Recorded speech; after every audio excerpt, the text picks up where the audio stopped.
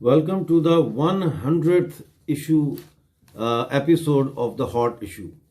आप जानते हैं कि अब तक ये 99 एपिसोड्स हो चुके हैं। आज 100वां एपिसोड है और इसमें हम जम्मू कश्मीर से मुतालिक जो है अपना मौक़िफ़ बयान करते हैं, अपना नैरेटिव देते हैं और हालात का जायज़ा लेते हैं। पिछले महीने, आज चूँकि दिसंबर की 2 तारीख़ है, तो पिछले माह नवंबर में इलेक्शन हुए गिलगित बल्तिस्तान में और इलेक्शन हुए जम्मू कश्मीर में। जो गिलगित बल्तिस्तान के इलेक्शन थे वो लेजिस्लेटिव असम्बली के लिए, जबकि जम्मू कश्मीर के इलेक्शन जो है वो बेसिक जो ग्रास रूट लेवल की डेमोक्रेसी होती है, जिसको लोकल बॉडीज इलेक्शन कहते हैं, वो हुए, जिनको जम्मू कश्मीर में नाम दिया गया है डायरेक्ट डेवलपमेंट काउंसिल्स। अब ये नाम ही जो है ये बड़ा खूबसूरत है, इसलिए कि एक तो इसके अंदर जो फंडिंग है वो किसी और रास्ते से, यानी बजरिया फलां फलां फलां नहीं आएगी, बल्कि डायरेक्ट काउंसिल को दी जाएगी। और दूसरी, ये जो डायरेक्ट फंडिंग होगी, ये काउंसिल जो है इनका मकसद होगा डेवलपमेंट, तो ये डेवलपमेंट के लिए खर्च होंगे, इसलिए डायरेक्ट डेवलपमेंट काउंसिल। इसके इलेक्शन हुए और हम देखते हैं कि खिलाफ तवक्को गुपकार ग्रुप जो है, जिसको मैं गुपकार गैंग कहता हूँ, उनके कोशिशों के बावजूद बड़ी तादाद में लोगों ने आकर वोट डाले और पहली दफ़ा तारीख में जम्मू कश्मीर की किसी इलेक्शन में इतनी गहमा गहमी देखने में आई, बावजूद इसके कि हड्डियों को चिलचिला देने वाली सर्दी थी और इस बात का भी खदशा था कि कहीं कोई बम धमाका या दहशतगर्दों का हमला ना हो। लेकिन मुकम्मल तौर पर पुरअमन तरीके से ये इंतखाबात हुए और इसकी एक हाईलाइट ये थी कि एक 120 साल खातून वो अपने पड़पोते को कह के उसके कंधों पर चढ़कर वोट डालने के लिए आई। तो ये इतने लोगों ने इन डायरेक्ट डेवलपमेंट काउंसिल के इलेक्शन को इतनी अहमियत दी। और ये डायरेक्ट डेवलपमेंट काउंसिल की जो इलेक्शन है, ये 73 साल में पहली दफ़ा हुआ है। यानी अब तक इतनी हुकूमतें आई और गईं, रियासत भी बनी और पता नहीं क्या कुछ बना, लेकिन आज तक ये ग्रास रूट लेवल तक डेमोक्रेसी नहीं गई। इसके साथ साथ गिलगित बल्तिस्तान में इलेक्शन हुए और गिलगित बल्तिस्तान में जो इलेक्शन हुए उसके अंदर हम देखते हैं कि इलेक्शन से पहले ही धांधली शुरू हो चुकी थी और इस हवाले से 1700 बैलेट पेपर जो है, पोस्टल बैलेट पेपर पकड़े गए, जो ऑलरेडी स्टैम्प थे स्टोर में, वो पकड़े गए। फिर इलेक्शन वाले दिन हम देखते हैं कि किस तरह से बैलेट बक्सों को चोरी किया गया और उनको तब्दील किया गया। एक जगह पे बाकायदा फायरिंग की गई बैलेट बक्सों के ऊपर। और इसी तरह हम देखते हैं कि जैसे ही नताइज सामने आए, गिलगित बल्तिस्तान एक दफ़ा फिर शोलों की लपेट में आ गया। अवामी मुजाहरे, पुरतशद्दुद मुजाहरे, रात भर कई दिनों से फायरिंग का सिलसिला शुरू हो गया और यह सारा कुछ। और इन इंतखाबात को ना सिर्फ मुस्लिम लीग नून, बल्कि मुस्लिम लीग नून के अलावा पाकिस्तान पीपल्स पार्टी और दीगर पार्टियों ने भी इनको मुस्तरद कर दिया। जैसे जैसे करके एक मेजॉरिटी गवर्नमेंट इन्होंने, पीटीआई ने बना ली है और हमें हैरत नहीं है, क्योंकि हम ये एक्सपेक्ट कर रहे थे। इसलिए कि आईएसआई और पाकिस्तानी आर्मी जो है वो एक उनके पास जादू की छड़ी है, वो जिसके कंधे पर रख देते हैं वो पत्थर का हो जाता है। वो भूल जाता है कि उसकी वाबस्तगियाँ कहाँ हैं और उसके बाद उसकी नज़र सिर्फ एक सिमत में कायम हो जाती है और वो सिमत है पाकिस्तान की आईएसआई, और फिर वो जो कहते हैं वही होता है। अब देखना यह है कि जो असम्बली बनी है गिलगित बल्तिस्तान में, हल्फ उठा लिया गया है, वज़ीर आला ने भी हल्फ उठा लिया, वज़ीरों ने भी उठा लिया है। बड़ी गहमा गहमी नज़र आ रही है। अखबारों के पेटों को, अखबार का जो पेट होता है उसको अब अपने आप को भरने के लिए नई डिशेस उसके सामने आ गई हैं कि कौन अब कैबिनेट का मिनिस्टर बनेगा, कौन सेक्रेटरी बनेगा, कौन एडवाइज़र बनेगा। तो वो एक मसनूई सनसनी वो फैला रहे हैं और अपने मीडिया के ज़रिए। लेकिन इससे कोई फ़र्क नहीं पड़ता कि इन इलेक्शंस में कौन लोग जीत के आए, चाहे वो अपोजिशन के थे, चाहे वो हुकूमत के पीटीआई के थे, कोई फ़र्क नहीं पड़ता। इसलिए कि ये इस असम्बली में आने के बाद एक छोटा सा यूफोरिया तो होता है कि हम जीत गए, अब हम ये करेंगे, अब हम वो करेंगे। लेकिन शायद वो नहीं जानते कि अपोजिशन समेत जो इस वक्त गिलगित बल्तिस्तान में गवर्नमेंट कायम हुई है उसकी जो स्ट्रिंग्स हैं वो भी GHQ और इस्लामाबाद जो ISI का हेडक्वार्टर है वहाँ से चलती हैं। दोस्तों साथियों, इस वक्त हम देखते हैं कि वादी के अंदर गुपकार गैंग के ऊपर काफ़ी बड़ा एक इंकशाफ हुआ है और वो रोशनी स्कैम की हवाले से हुआ है। और हम देखते हैं कि किस तरह से रोशनी स्कैम के हवाले से दूसरों को तो छोड़े, खुद फारूक अब्दुल्ला जो चीफ मिनिस्टर रहे और जो कश्मीरियों के अंदाता बने हुए थे, उन्होंने गवर्नमेंट की 7 कनाल ज़मीन पे कब्जा करके अपनी कोठी बनाई हुई है। तो अब मसला ये है कि ये जो 370 ख़त्म हुआ है, इसके बाद अब वहाँ पे करप्शन जो है, मैं ये नहीं कहता कि बिल्कुल ज़ीरो हो जाएगी, लेकिन करप्शन की वो सूरत हाल अब हरगिज़ नहीं होगी कि जो पैसा दिल्ली से आ रहा है हज़ारों करोड़ की शक्ल में सालाना, उसका कुछ पता नहीं लगता था कि वो पैसा कहाँ गया। यही वजह है कि 370 ख़त्म होने के बाद जब सबसे पहले 70,000 करोड़ की आई दिल्ली की तरफ से ग्रांट आई और इमदाद आई, तो वो पंचायतों के सरपंचों के पास डायरेक्ट आई और उसकी वजह से इतनी तेज़ी से डेवलपमेंट हो रही है कि इस वक्त जम्मू कश्मीर के तकरीबन तमाम गांव और देहात में 24 घंटे बिजली आती है। किसी वक्त चली भी जाती होगी, लेकिन जनरली स्पीकिंग एवरेज 24 घंटे बिजली वहाँ आ रही है। जबकि दूसरी तरफ आज़ाद कश्मीर जो कि पाकिस्तानी कब्जे वाला कश्मीर है, वहाँ पे हम लोग इतने बेबस हैं कि पाकिस्तानी गवर्नमेंट ने हमारे 2 दरिया तब्दील कर दिए, उनके रुख, और हम कुछ नहीं कर सके, हम कुछ भी नहीं कर सके। और उन्होंने मेरे दरिया, यार कोई सोचने वाली बात है, हमारे दरिया का रुख चेंज, दरिया नीलम और कृष्ण गंगा जो है, कृष्ण गंगा का और दरिया झेलम का रुख तब्दील कर दिया, मुजफ्फराबाद को प्यासा मार दिया इन्होंने। समझ रहे मेरी बात? लेकिन आज जो हुआ है, यानी कि कल जो गुजरी है, वो ये हुआ है कि जो पाकपतन का वो हाइड्रो पावर प्रोजेक्ट है, उसके ऊपर बड़ा जश्न मनाया जा रहा है कि जी उस पर साइन हो गए। किसने साइन किए? आज़ाद कश्मीर गवर्नमेंट ने, और किसने? चाइना की कंपनी ने।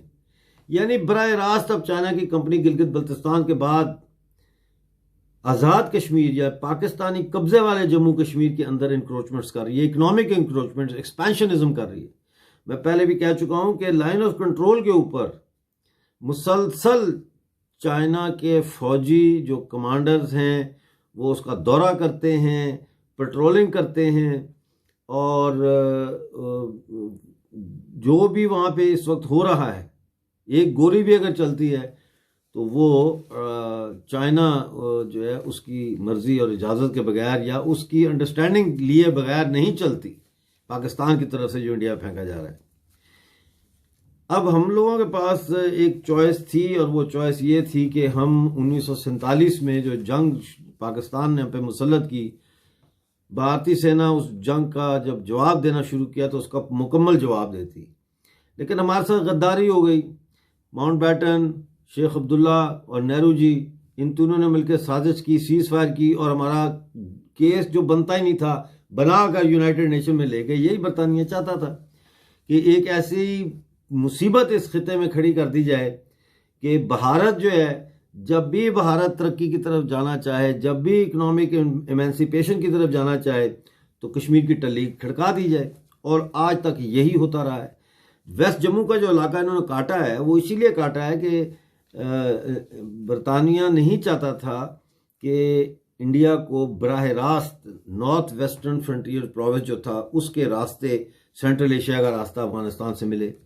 और गिलगित बल्तिस्तान को जो मेजर विलियम ब्राउन के ज़रिए बगावत करके, और घनसारा सिंह जो थे, ब्रिगेडियर घनसारा सिंह, उनको गिरफ्तार करके कनपट्टी पे गोली रख के ये धमकी दे के कि अगर तुमने सरेंडर ना किया तो हम तमाम हिंदुओं को मार देंगे, वहाँ पे पाकिस्तान का कब्जा करवाया ताकि गिलगित बल्तिस्तान भी रियासत जम्मू कश्मीर के हवाले से भारत का हिस्सा ना बन सके और भारत को सेंट्रल एशिया का रास्ता मुयस्सर ना आए। और आज भी एक ग्रेट गेम जारी है। लेकिन आज मसला ये है कि पाकिस्तान बहुत कमज़ोर हो गया। पाकिस्तान में अब कैपेसिटी नहीं रही कि पाकिस्तान इवन के बतौर साम्राज्य के आलाकार के भी काम कर सके। यानी वो अब चाइनीज के लिए भी एक लाइबिलिटी बन गया है। इतना कमजोर सिपाही है कि उस बेचारे से तलवार ही नहीं उठती, तो उसने लड़ना क्या है। और यही वजह है कि पूरी दुनिया में पाकिस्तान को सफारती सतह पे, डिप्लोमेटिक सतह पे शिकस्त फाश का सामना हुआ। उसके करीबी जो दोस्त और साथी थे, उसके ट्रस्टेड फ्रेंड्स जो थे, उसके फाइनेंसर जो थे, सऊदी अरेबिया, यूएई और दूसरे ममालिक उसका साथ छोड़ गए। आज रहस्य है कि उसके साथ एक नीम पागल तुर्की का जो सदर है, नीम पागल फनेटिक, वो तुर्की का खादिम हुसैन रिजवी है, वो आज पाकिस्तान के साथ है। और इसी तरह मलेशिया जो है वो पाकिस्तान के साथ है। लेकिन मसला ये है कि तुर्की और मलेशिया और पाकिस्तान के साथ कोई नहीं। तो अब हो क्या रहा है? हो ये रहा है बड़ा सिंपल कि इन्होंने ओआईसी के ऊपर बड़ा दबाव डाला पाकिस्तान ने, और पाकिस्तान ने कहा कि अगर ओआईसी की मीटिंग ना बुलाई गई कश्मीर के मुद्दे पे, 370 के खात्मे के मुद्दे पे, तो फिर हम मजबूर होंगे कि हम ख्याल इस्लामी ममालिक के साथ मिलकर अलहदा से अपनी मीटिंग बुला लें और रेजोल्यूशन अपना अलहदा से कर लें। ये बगावत थी, और जाहिर है ये बगावत सऊदी अरेबिया के ख़िलाफ़ थी, क्योंकि सऊदी अरेबिया ओएसआई का सबसे बड़ा बुली है। तो सऊदी अरेबिया ने फिर 3.1 अरब की जो ऑयल क्रेडिट लाइन थी पाकिस्तान को जो दी थी इमरान खान के आने पर, उन्होंने बतौर तोहफा या जो भी, वो उन्होंने फौरी कैंसिल करके उन्होंने कहा तुम्हारे पे हमारा $1 अरब का ऑलरेडी बिल बन चुका है, वो हमें वापस लाओ। तो मुसलमान ने मुसलमान को नीचा दिखाया और कहा पैसे वापस लाओ, और मुसलमान को काफिरों से कर्जा लेके वो मुसलमान का कर्ज उतारना पड़ा। तो ये इनका इस्लामिक उम्मत और उम्मा और भाईचारा जो है उसकी ये कलई मैंने आपके सामने खोल दी। तो ये कोई उम्मा शुमा नहीं है, ये कोई इस्लामिक ब्रदरहुड, ये वो सब बकवास है। ये असल गेम सारी जो है ये मंडियों की है, ये हेगेमनी की है, और ये है कि कौन सा साम्राज्य मुल्क हमें ज़्यादा पैसे देगा तो हम उसकी दलाली करेंगे। शुक्र है इंडिया को ये काम करना नहीं पड़ता, क्योंकि इंडिया खुद एक बड़ा मुल्क है। इंडिया खुद एक, जिसे कहते हैं ना, जैसे वो मिथुन चक्रवर्ती को कहते थे दादा है, तो और लेकिन अच्छा दादा है, नेक दादा है, देने वाला है, लेने वाला नहीं है। भारत ने आज तक दिया है, लिया नहीं है। भारत पे लोगों ने आज तक हमला किया है, भारत ने आज तक किसी पे हमला नहीं किया। बहरहाल, तो ओआईसी की इजलास हुई है 27-28 को नाइजर के मुल्क में, जो अफ्रीका में है, और वहां पे उन्होंने रेजोल्यूशन बिल आखिर पास कर दिया। उनका जान छुड़ाओ पाकिस्तान से, यार क्या रेजोल्यूशन लाओ भाई। उन्होंने साइन किया, सबने कहा यार जान छोड़ो। वो एक रेजोल्यूशन जिसका कोई लीगल, उसकी कोई हैसियत नहीं, जो दुनिया किसी फोरम पे पेश नहीं किया जा सकता, जो कोई पटिशन भी नहीं है, समझ आई ना, जो कहीं किसी अदालत में दाखिल की जा सके, तो वो उसकी कोई हैसियत नहीं है। और उसमें मजबूर हुआ है सऊदी अरेबिया उस पर दस्तखत करवाने के लिए, सब ने किए हैं, क्योंकि वो चाहते हैं कि ओआईसी में स्प्लिट ना हो। लेकिन ओआईसी जो है ये एक डेड हॉर्स है। इसके अंदर अब जो मुसलमान ममालिक, सो कॉल्ड मुसलमान ममालिक हैं, वो आपस में दस्तो गिरेबान हैं। तुर्की और सऊदी अरेबिया, समझ आई ना, तो ये आपस में अब दस्तो गिरेबान है। तो ये अब ऑर्गेनाइजेशन ऑफ इस्लामिक कम्युनिटी नहीं है, ये ऑर्गेनाइजेशन ऑफ इस्लामिक डिसयूनिटी है। ये टूटेगी, ये खत्म हो जाएगी।